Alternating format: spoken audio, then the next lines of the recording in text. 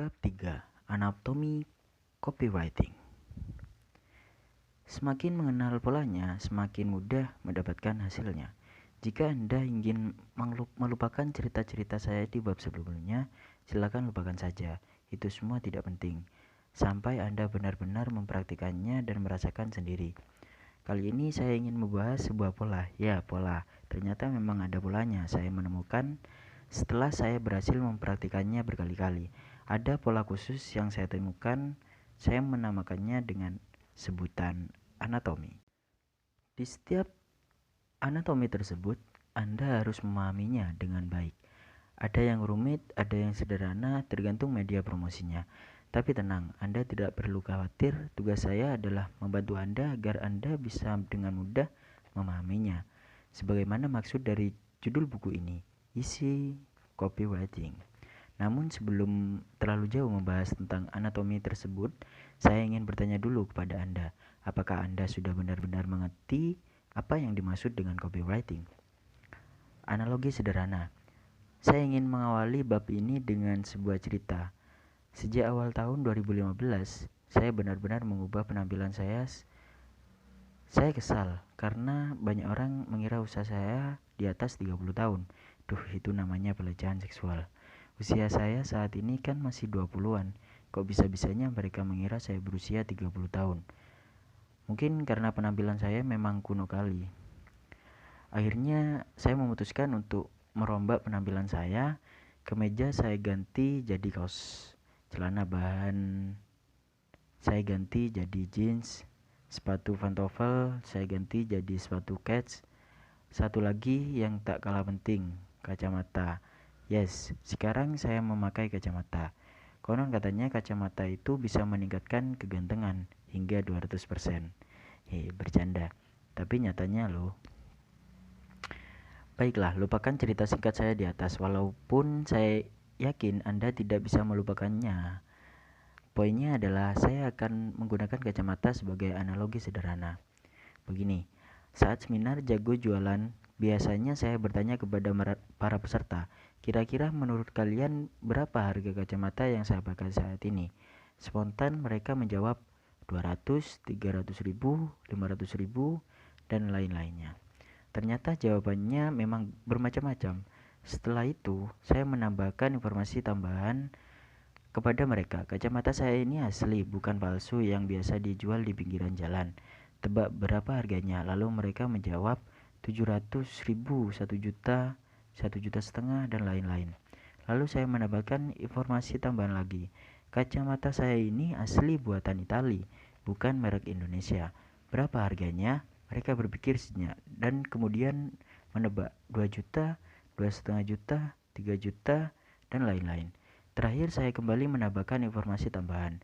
Kacamata saya ini asli buatan Italia dengan frame yang kuat dan lensa anti UV. Kalau pas dipakai di luar dan kena matahari, lensanya berubah jadi warna hitam. Berapa harganya? Mereka langsung berkata, wah kalau gitu harganya mahal Kang. 4 juta, 5 juta, 6 juta. Ya, akhirnya mereka menebak harganya dengan tepat. Harga kacamata yang saya pakai saat ini adalah 6 juta. Apa pelajaran penting yang bisa Anda ambil dari analogi saya di atas? Ya, sadar tidak sadar, saya sedang menjelaskan inti dari copywriting kepada Anda. Apakah Anda sudah menemukannya? Copywriting adalah segala bentuk tulisan di media apapun yang bertujuan untuk mempromosikan produk Anda. Apa hubungannya dengan analogi sederhana yang di atas? Saya memang tidak menunjukkan contoh copywriting, tapi saya menunjukkan maksud dari copywriting. Inilah pelajaran yang bisa Anda ambil. Pertama, jika orang belum teredukasi tentang apa sebenarnya yang Anda jual, belum ada pendekatan dan belum ada penjelasan, maka orang akan menolak untuk membeli produk Anda.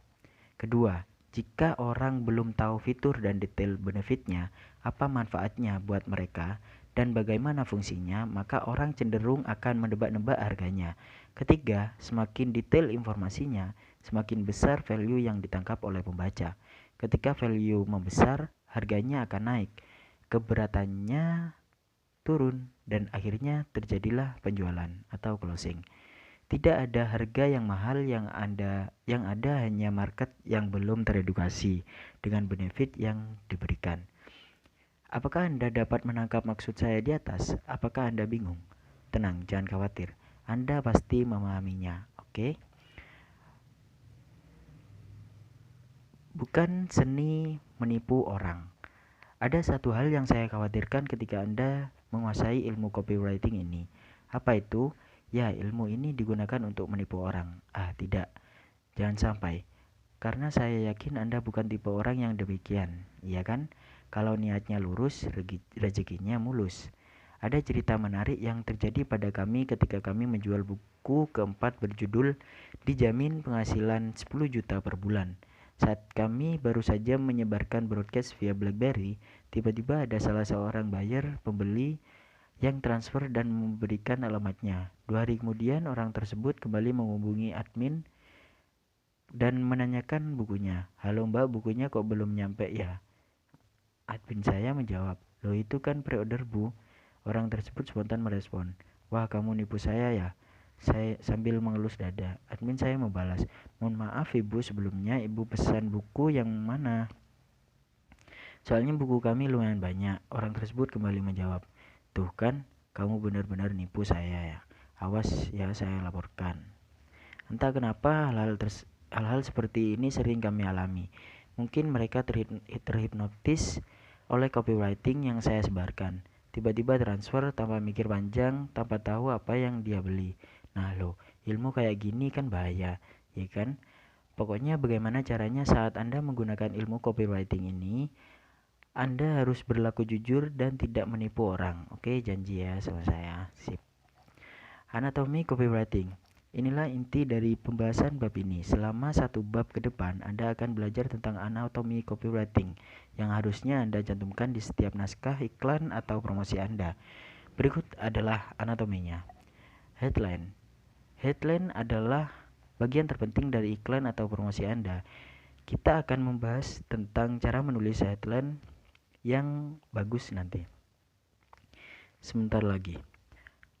Sekarang Anda hanya perlu menyadari bahwa keberadaan headline sangatlah penting sekali. 3 detik pertama Anda menentukan segalanya. Headline adalah iklan Anda. Jika headline Anda tidak cukup membuat orang tertarik, maka Anda sudah pasti kehilangan kesempatan mereka untuk membaca penawaran Anda selanjutnya dalam copywriting yang sudah Anda buat. Ujung-ujungnya gak closing deh. Penawaran. Orang-orang tidak membeli produk Anda karena semata-mata mereka membutuhkan. Maksudnya, penawaran adalah yang membuat mereka merespon apa yang Anda jual. Yes, ini berhubungan dengan apa yang Anda jual. Anda harus tahu apa yang menjadi masalah pembaca, apa yang diinginkan oleh pembaca, dan Anda harus memberitahu mereka bahwa Anda memiliki solusi atas permasalahan tersebut. Sebuah promosi akan gagal jika penawarannya tidak cukup kuat. Apa saja yang harus Anda cantumkan pada bagian penawaran ini? Pengantar. Dalam kenyataannya, Anda harus menyajikan penawaran dalam bentuk cerita. Ada pengantar atau intro yang menyambungkan headline ke penawaran itu sendiri. Tujuannya tidak lain adalah untuk membangun kedekatan dengan pembaca.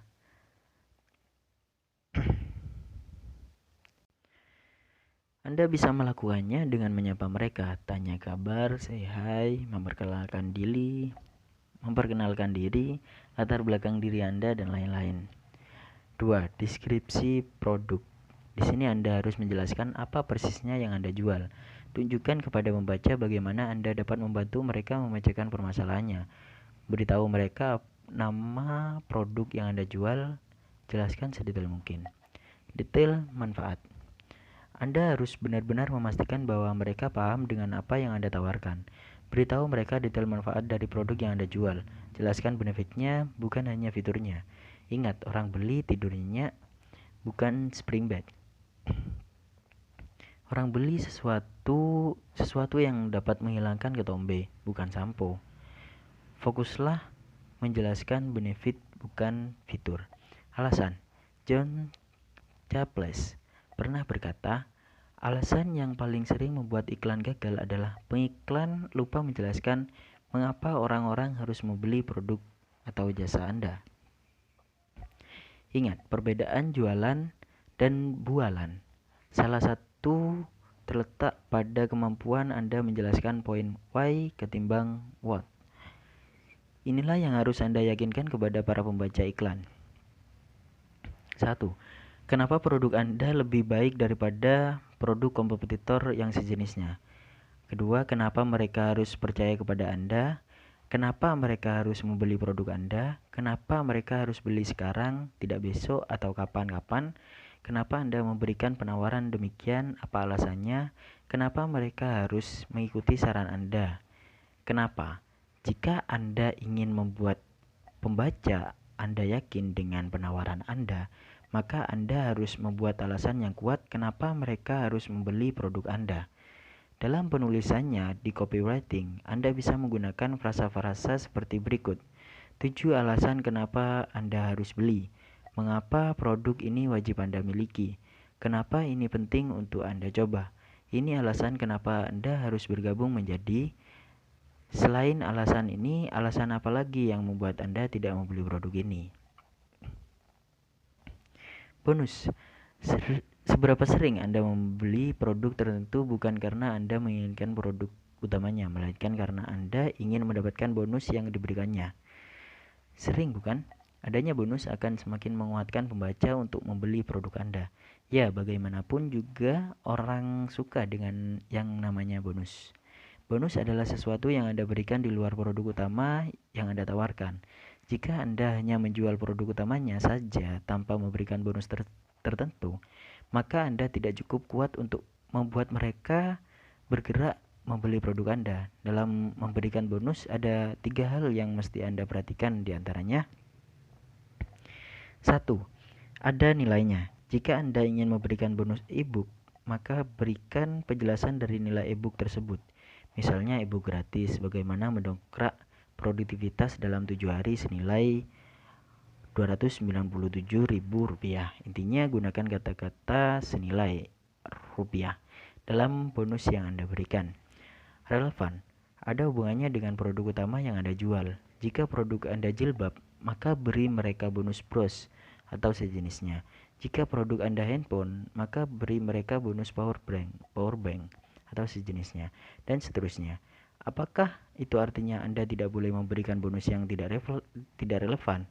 Boleh, tentu boleh. Tapi saran saya sebaiknya Anda memberikan bonus yang relevan. Kenapa? Supaya value dari produk yang Anda jual tidak melenceng. Berkualitas, bonus yang Anda berikan harus benar-benar berkualitas. Jangan pernah sekali-kali memberikan bonus yang Anda sendiri tidak menginginkannya jika Anda berada di posisi pembeli. Testimoni. Semakin banyak testimoninya, maka copywriting Anda semakin dipercaya. Adanya testimoni akan membantu Anda untuk tidak terlalu capek menjelaskan tentang produk knowledge. Kenapa? Karena orang akan percaya dan bisa menyimpulkannya sendiri. Produk Anda benar-benar bagus dan berkualitas. Buktinya mereka pun mengatakan demikian. Tak hanya itu, adanya testimoni sadar tidak sadar akan meningkatkan konversi penjualan produk Anda. Ingat, setiap orang butuh kepastian.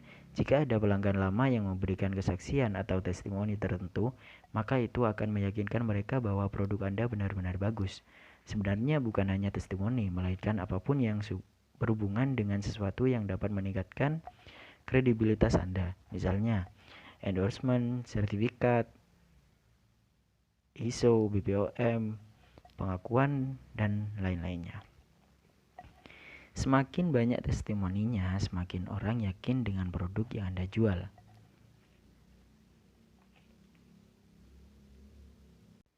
Pertanyaannya, bagaimana caranya mendapatkan testimoni? Berikut adalah tips dari saya dalam meminta dan menggunakan testimoni. Mintalah kepada pelanggan yang sudah menggunakan produk Anda saat meminta testimoni. Gunakan pertanyaan yang tepat, janganlah salah bertanya. Misalnya, Bu, boleh minta testimoninya? Pertanyaan seperti ini memiliki 2 pilihan jawaban, boleh dan enggak. Syukur-syukur kalau jawabannya boleh. Lah kalau jawabannya enggak, karenanya gunakan pertanyaan yang tepat. Misalnya, Bu, gimana perasaan Ibu setelah menggunakan produk saya? Apa tepatnya yang Ibu rasakan setelah memakai produk saya? Apa dampak positif yang Mbak rasakan setelah mengkonsumsi produk saya? Apa komentar positif Bapak mengenai produk yang sudah Bapak pakai? Dan seterusnya. Jangan menunjukkan semua testimoni, tunjukkanlah hanya testimoni yang memang terlihat dahsyat dan mampu memperlihatkan betapa hebatnya produk Anda bagi pelanggan. Tunjukkan testimoni yang spesifik, karena semakin spesifik, semakin orang akan merasa bahwa testimoni tersebut benar-benar terjadi. Misalnya, berat badan saya turun 8 kg, omset saya naik 3 kali lipat, tinggi badan saya naik 5 cm, wajah saya sekarang terlihat makin putih dan bersih, dan lain-lain. Tunjukkan nama dan foto screenshotnya.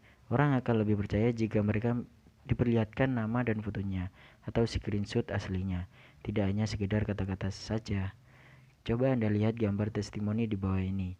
Saya yakin Anda cenderung lebih percaya yang kanan ketimbang yang kiri, iya kan? Itulah maksudnya. Tayangkan dalam bentuk video atau cerita karena orang-orang lebih suka membaca cerita. Karenanya, Anda sekali-kali perlu membuat artikel khusus tentang kisah dan cerita tentang kesaksian mereka setelah menggunakan produk Anda. Minta izin terlebih dahulu kepada mereka yang namanya akan dicantumkan dalam setiap media promosi Anda. Jika diizinkan, maka cantumkanlah. Jika tidak, maka jangan. Kalaupun Anda tidak ada waktu untuk meminta izin kepada sekian banyak orang yang memberikan testimoni tersebut, gunakan prinsip ini. Lebih baik minta maaf daripada minta izin. Ingat, pembaca iklan Anda akan lebih mudah percaya kepada orang lain daripada kepada Anda sendiri sebagai penjual. Kalau Anda yang ngecap dan bilang bagus tentang produk Anda, mereka akan berpikir, wajar dong kalau kamu bilang produkmu bagus, kan kamu yang jualannya. Akan lain cerita ketika orang lain yang menjualkan produk Anda. Mereka akan lebih mudah percaya dan akhirnya membeli produk Anda. Garansi. Adanya garansi akan menghancurkan keraguan orang untuk membeli produk Anda. Garansi Anda harus menyentuh rasa frustasi terbesar yang dialami oleh mereka. Karenanya Anda harus benar-benar memahami perasaan mereka. Beritahu mereka bahwa Anda mengerti masalah mereka dan ingin membantu mereka. Bangun rasa empati, gunakanlah bahasa mereka saat menuliskannya. Dengan begitu mereka pun akan senang bertransaksi dengan Anda. Bagaimana jika Anda tidak mampu menggaransi produk Anda? Jika Anda tidak mampu menggaransinya, maka itu artinya Anda tidak yakin dengan produk Anda yang jual. Produk yang Anda jual. Coba tanyakan pada diri sendiri, apakah benar-benar yakin dengan produk yang Anda jual? Jika benar-benar yakin, apakah Anda mampu memberikan garansi kepada mereka? Ketakutan terbesar yang dimiliki oleh calon pembeli adalah rasa takut dibohongi dan terlihat bodoh. Call to action. Tujuan dari call to action adalah bagaimana caranya agar pembaca benar-benar terdesak untuk melakukan action sekarang juga dengan memesan atau membeli produk yang Anda tawarkan. Jika call to action Anda lemah, maka orang-orang hanya menikmati tulisan demi tulisan yang Anda sajikan, tapi mereka tidak akan membelinya. Dalam menulis call to action, inilah tips dari saya yang harus Anda perhatikan. Tulis lebih dari satu kali. Ini akan memberikan efek hipnosis. Mungkin Anda merasa bosan, tapi tidak dengan membaca. Secara pikiran bawah sadar, mereka akan suka. Ujung-ujungnya mereka akan beli. Satu perintah dalam satu penawaran. Jika call to action Anda adalah meminta mereka menghubungi nomor yang Anda cantumkan, maka mintalah mereka melakukan itu. Jangan berikan kalimat call to action dengan perintah yang berbeda. Pusing. To the point. Jangan berbelit-belit. Langsung saja pada poin intinya. Suruh mereka beli sekarang juga. Berikut adalah contoh frasa call to action yang bisa Anda gunakan. Beli sekarang, SMS sekarang, subscribe di sini, invite pin BB, join grup Facebook di sini, klik di sini. Telepon sekarang juga, dapatkan katalog gratis kami. Untuk informasi lebih lanjut, hubungi action sekarang juga, putuskan sendiri, lakukan hari ini. Jangan ragu-ragu. Berminat daripada hanya membaca, mengapa Anda tidak buktikan sendiri? Jadi tunggu apa lagi? Anda harus mengambil keputusan penting sekarang. Hanya ada satu kesimpulan, beli sekarang. NB. adalah singkatan dari notabene. Anda yang sering menulis atau menerima surat, tentu sering mendapati adanya tulisan tersebut di akhir surat, ya kan? Banyak orang melupakan anatomi yang satu ini. Saya pribadi sangat menyukai ini. Bahkan ini elemen terpenting kedua setelah headline. Keberadaan NB akan memaksa pembaca untuk benar-benar action sekarang juga. Dalam NB, Anda sebaiknya menyebutkan kenapa pembaca mesti mengambil keputusan sekarang juga, tidak menundanya sampai besok atau kapan-kapan. Anda bisa melakukannya dengan mencantumkan tiga hal, yaitu yang pertama, social proof. Tunjukkan beberapa banyak orang yang sudah menggunakan produk Anda. Beritahu pembaca bahwa mereka sudah puas dengan produk yang Anda jual. Scarcity. Berikan keterbatasan dari segi jumlah orang yang berhak membeli, jumlah stok produk tersisa, jumlah set tersisa, jumlah produksi, waktu promo berlaku, dan lain-lain. Pain. Takut-takuti pembaca. Beritahu mereka apa kerugian yang akan mereka rasakan jika tidak action dengan segera. Tunjukkan urgensinya. Kasih tahu mereka bahwa Anda menginformasikan penawaran tersebut ke banyak orang, sedangkan kuota produk yang Anda jual sangatlah terbatas. Dalam praktiknya, Anda bisa mengkombinasikan ketiga hal tersebut untuk dicantumkan dalam NB. Berikut adalah contoh-contoh frasa yang bisa digunakan dalam menulis NB. Siapa cepat dia dapat, lebih dari 1.500 orang sudah merasakan kedasatannya dari produk ini. Kini giliran Anda. Saya baru saja menginfokan ini lebih dari 5.000 orang, kuotanya hanya 200 orang. Daftar sekarang. Sekarang adalah saat yang terbaik. SMS sekarang. Kami tidak mengatakan kami yang terbaik. Merekalah yang mengatakannya Anda berikutnya. Harga hanya berlaku untuk 50 pemesan tercepat. Jika habis, maka saya akan menutup penjualan ini. Pada email berikut, saya akan memberitahu Anda bagaimana cara pre-order buku ini. Saya pun akan kasih bonus spesial senilai 1.387.000 hanya untuk besok. Ya, besok. Oh ya, jangan dihafal. Saya tidak meminta Anda untuk menghafal urutan anatomi copywriting di atas. Tenang, Anda tidak perlu menghafalnya, Anda cukup memahaminya. Di bab berikutnya, Anda akan menemukan bahwa anatomi tersebut akan berubah urutannya tergantung dari media promosi yang Anda gunakan. Bahkan ada beberapa anatomi yang hilang untuk media tertentu. Ada lagi anatomi tambahan yang mesti disuntikan di media lainnya. Intinya Anda harus benar-benar paham bahwa copywriting yang menjual akan memiliki anatomi-anatomi tersebut di atas. Daftar checklist copywriting. Saat menulis copywriting, inilah daftar checklist yang hampir selalu saya gunakan sebelum mempublikasikannya ke banyak orang. Yang pertama, apakah headline saya sudah menarik perhatian pembaca dalam 3 detik pertama? Adakah saya sudah membangun raport dengan pembaca? Apakah pengantar akan saya berikan sudah memenuhi prinsip yes it? Apakah saya sudah menjelaskan detail benefit produk yang saya tawarkan kepada pembaca? Apakah saya sudah menjelaskan secara gamblang alasan orang kenapa harus beli produk saya? Apakah di copywriting yang saya buat sudah tercantum testimoni dari pelanggan? Apakah saya sudah cukup membuat orang penasaran dengan apa yang saya tawarkan? Apakah copywriting yang saya buat sudah memainkan unsur similarity dan pembaca? Apakah closing statement yang saya gunakan menggunakan pertanyaan double binding atau tertutup? Apakah copywriting yang saya buat mengandung unsur scarcity? Apakah penawaran yang saya buat bersifat now or never? Apakah saya sudah memainkan authority saya? Apakah saya sudah memberikan surprise kepada pembaca? Apakah saya menonjolkan unsur kontras atau perbandingan? Apakah sudah ada kalimat yang menggunakan unsur pengandaian? Apakah sudah ada kata-kata yang menunjukkan social proof? Apakah sudah ada nama orang terkenal yang saya muat dalam copywriting saya? Apakah kata-kata yang saya gunakan sudah mengandung unsur yang bersifat menguji jawaban? Apakah seluruh kata-kata yang saya gunakan sudah bersifat persuasif atau biasa-biasa saja? Jika Anda kebingungan dalam memahami istilah-istilah dalam checklist di atas, silakan ajukan pertanyaan Anda di grup Facebook, yaitu Jago Jualan bersama Dewa Eka Prayoga.